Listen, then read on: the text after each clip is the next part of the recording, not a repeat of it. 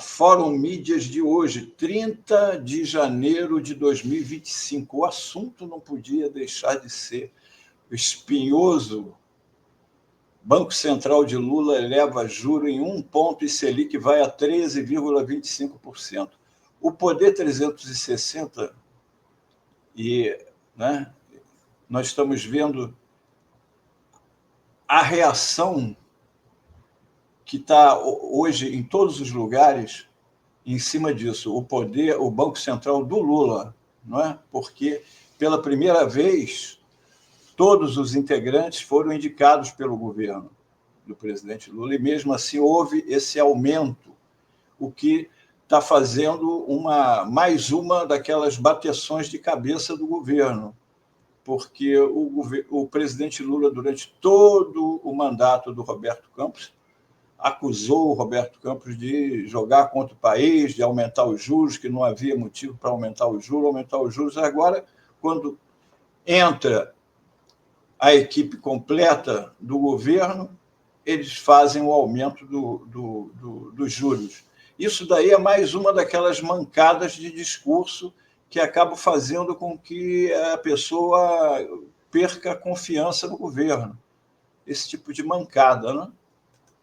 Aqui, a presidenta do PT, Gleisi Hoffmann, criticou a decisão, né? Nem mesmo os agentes de mercado acreditam na pregoada eficácia anti-inflacionária da política contracionista que foi imposta ao país. Tanto assim que, mesmo após os novos choques de juros, o Boletim Focus dessa semana projetava um IPCA de 5,5% para 2025, e não a redução prometida, né? O comunicado do BC sobre inflação de 2024 comprova a relevância muito maior da taxa de câmbio sobre a variação ligeiramente acima da meta do ano do que pelo crescimento da economia e do emprego, sempre punidos, né? O deputado Lindbergh também criticou que nós estamos vivendo no Brasil é um terrorismo econômico liderado pelo mercado financeiro que todos os dias fala em crise fiscal, gastança e descontrole. O Brasil realizou um dos maiores esforços fiscais do mundo. Nós saímos de um déficit de 2,3% do PIB em 2023 para 0,1% em 2024. Sabe onde está o descontrole fiscal? Nessa taxa de juros altíssima. Cada 1 ponto percentual a mais na Selic significa cerca de 55 bilhões de déficit no orçamento público. No acumulado de 12 meses, até novembro de 2024, o Brasil gastou mais de 837 bilhões com o pagamento de juros da dívida, enquanto o déficit primário do país foi de apenas 14,5 bilhões. A verdade é que fica difícil explicar para as pessoas se eles acham isso, se o governo acha isso, então por que o Banco Central, com pessoas indicadas pelo governo, deram esse aumento de 1%. A explicação que está sendo colocada é que isso já estava precificado com o mercado, acordado com o mercado, na última resolução assinada pelo Roberto Campos Neto, que esse 1% já estava precificado, e já tem mais um outro para o mês que vem, que já estaria no mês. Quer dizer, será que esse outro do mês que vem também vai vir assim? Não é? Essas amarras que ficam inexplicáveis para a população. Ficam inexplicáveis. Não é? Agora aqui, volto a lembrar, eu cheguei a comentar nisso aqui já antes, mas hoje eu trago mais detalhado para vocês, que o Brasil, né, fica seguindo as orientações do mercado. Mas olha só as orientações do mercado. O mercado errou 95% das previsões sobre economia e bolsa desde 2021. Aqui, 2021, sobre Ibovespa, Selic, PIB, dólar e inflação. A pesquisa foi feita em cima desses 5 índices. Errou. 2021. Todas as previsões erradas. 2022, uma aqui que acertou. Acertou porque a Bolsa teve uma queda que eles haviam previsto. No resto, errou. Isso aqui, governo Bolsonaro, para não dizer que é só governo Lula. Que governo Lula errou. Eles erram tudo. 2024 errou aqui, que o PIB cresceu mais do que isso. Errou.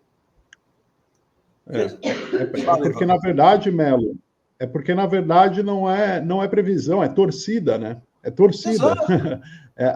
Aí que tá. Erraram porque não estava projetando de maneira séria, estava ali fazendo pressão para que os números que eles estavam colocando fossem atingidos, né? De alguma maneira, porque para eles era interessante um PIB mais baixo, para eles era interessante um dólar mais alto, para eles era interessante. Entende? Então, tudo isso mostra que esses números do Boletim Focus, que baseiam as decisões do Banco Central, o Boletim Focus é uma pesquisa feita pelo Banco Central com os principais agentes do mercado do país, né? Banqueiros, cento e poucas pessoas.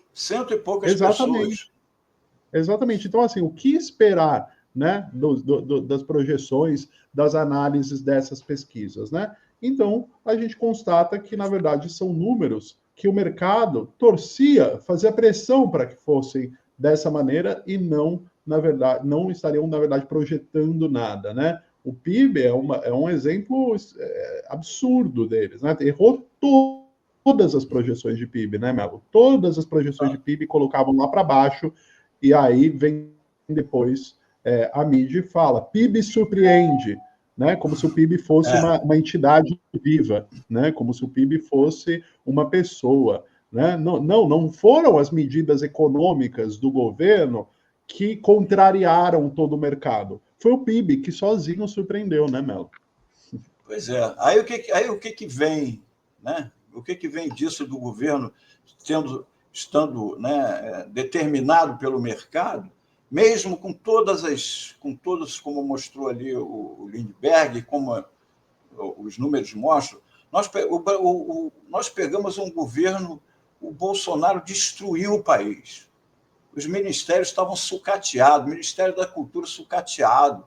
Ele deixou um precatório de bilhões sem pagar. O governo teve que pagar 80 bilhões que o Bolsonaro deixou sem pagar. Então, acertou as contas, acertou tudo, e, no entanto, olha aqui, aprovação ao governo Lula. Sai uma pesquisa Poder Data que mostra que a aprovação do presidente vem caindo, mês a mês.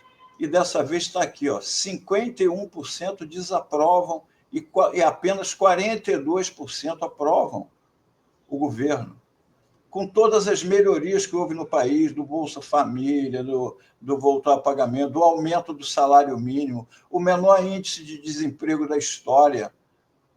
E o governo está desaprovado. Muito em função de erros de comunicação, como no caso do PIX. Não é? Isso tudo reflete muito a insegurança que houve na população com aquele problema do PIX.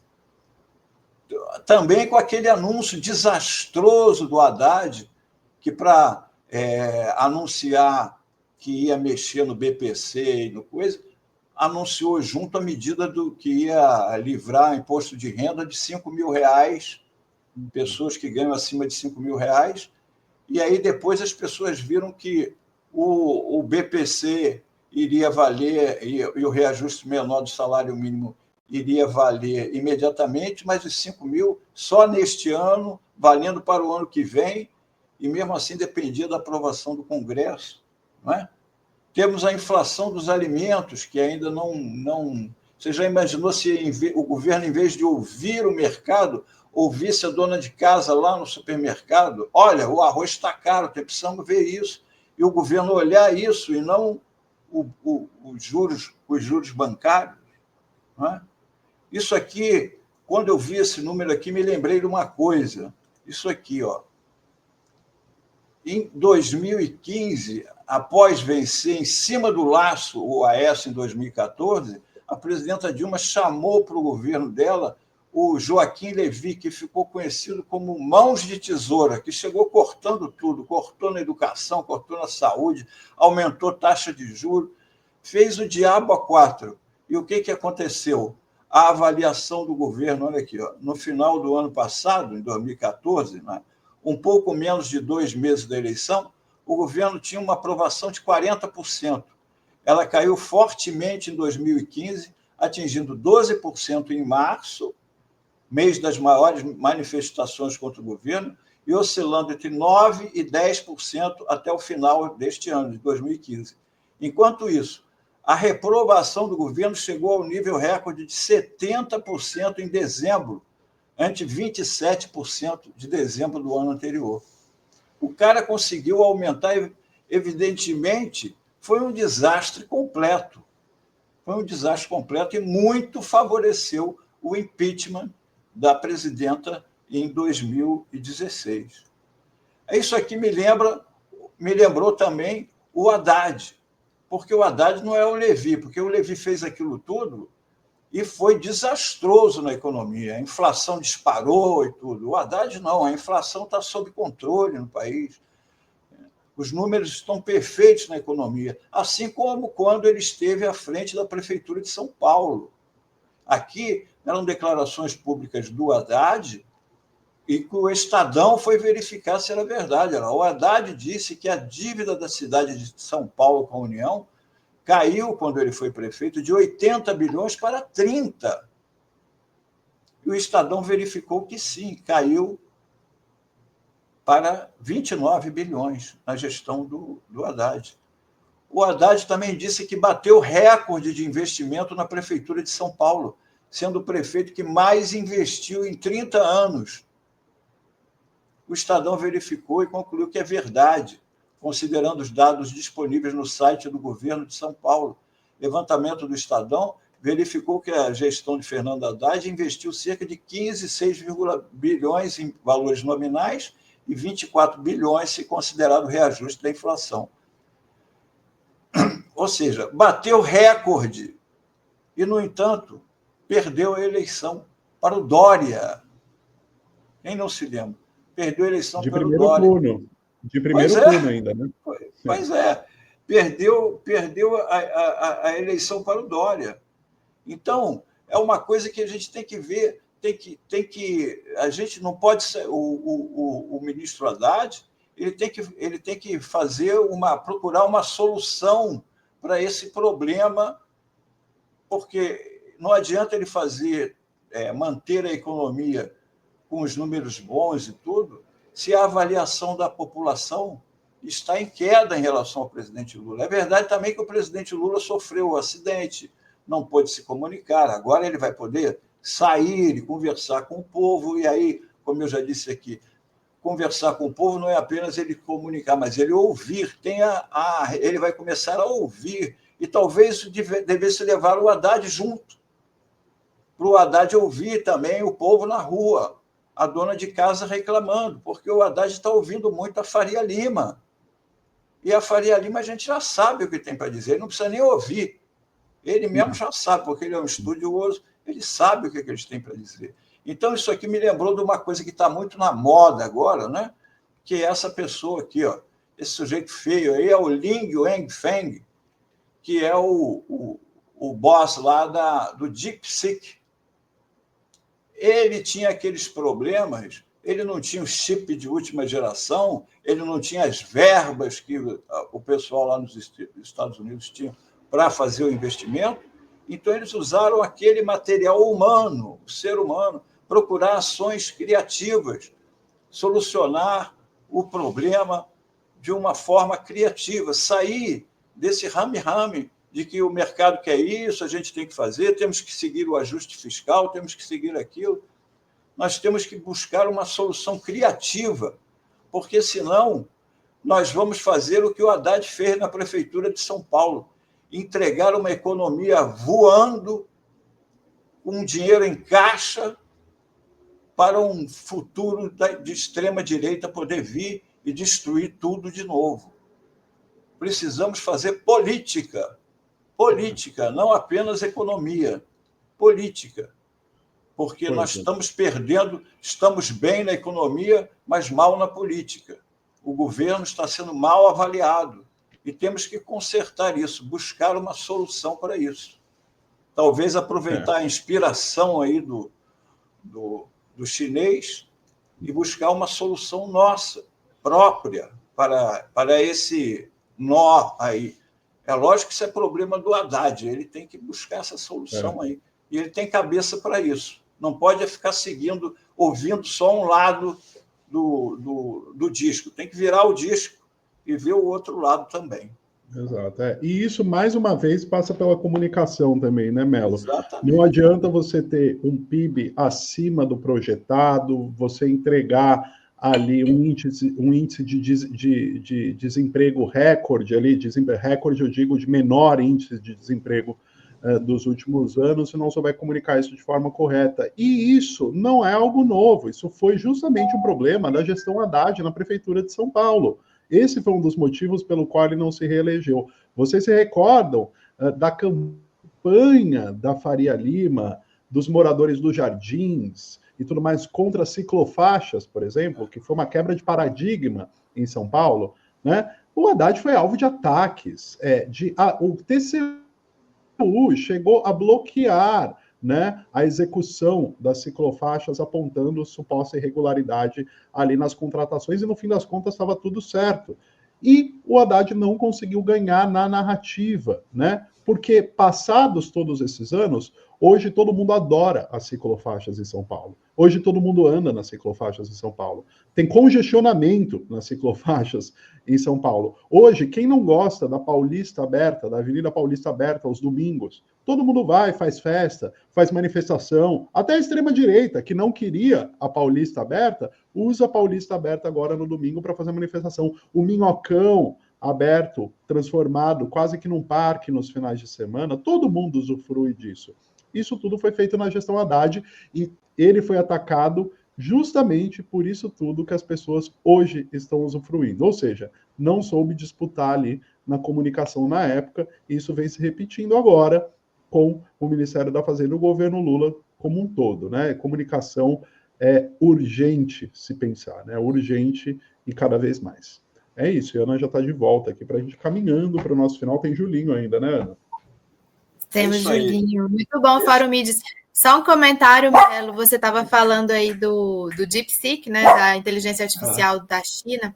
Eu estava lendo sobre também e eu vi que são jovens e muitas mulheres e jovens que estão por trás, como pesquisadoras, né, que estão por trás também dessas soluções encontradas por eles, como você falou aí do chip humano, né?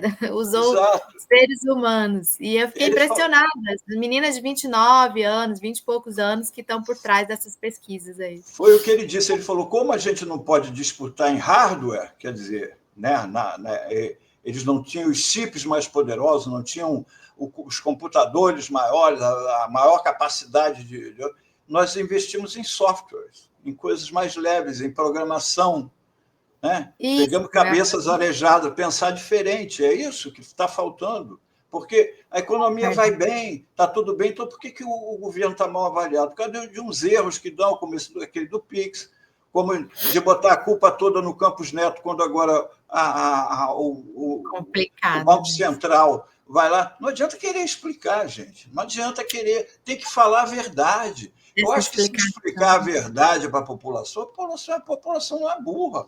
A população não é burra. A população sabe que o governo, que o pessoal não quer o Lula lá. A população sabe. Tem que falar a verdade para o povo. Não pode falar uma coisa e depois acontecer outra. Aí você acredita. Aí fala assim, o pessoal já fica desconfiado. Mas será que vai ser isso mesmo? Não tem condição isso.